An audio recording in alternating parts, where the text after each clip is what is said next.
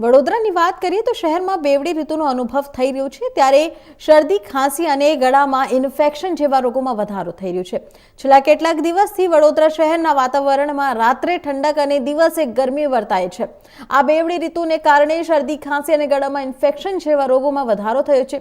ત્યારે સિયાજી હોસ્પિટલના ઓપીડી વિભાગમાં આવા રોગોથી પીડાતા દર્દીઓએ ઘસારો જોવા મળી રહ્યો છે। વહેલી સવારથી જ ઓપીડી વિભાગમાં આ રોગોથી પીડિતા દર્દીઓનું કિડિયારું ઉભર્યું છે।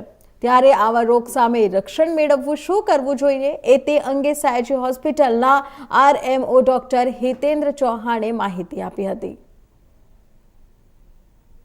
ઋતુના કારણે તેમજ વાતાવરણમાં પ્રદૂષણ વધવાના કારણે પણ એસએસજી હોસ્પિટલમાં દર્દીઓનો આંશિક વધારો થયેલો છે। દૈનિક ઓપીડીમાં આશરે 5 થી 7% જેવો વધારો જણાઈ આવેલો છે। આ જનરલી આ બધા કેસમાં શરદી, ખાંસીના તેમજ ગળામાં ઇન્ફેક્શનના કેસીસ વધારે જોવા મળી રહ્યા છે। શું ધ્યાન રાખવું છે? ઋતુ બદલાય ત્યારે દર્દીએ જનરલ પબ્લિકે તેમજ દર્દીએ ચોખ્ખા વાતાવરણમાં રહેવાની કોશિશ કરવી જોઈએ। ધુમાડાથી, ધૂળથી, પ્રદૂષણથી દૂર રહેવું જોઈએ અને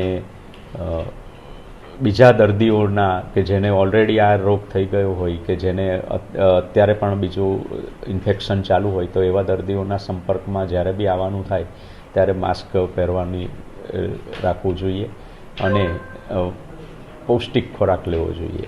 ઓપીડીમાં કોઈ વધારો? હા, મેં કીધું એમ ઓપીડીમાં આંશિક વધારો જણાઈ આવેલો છે 5 થી 7%નો।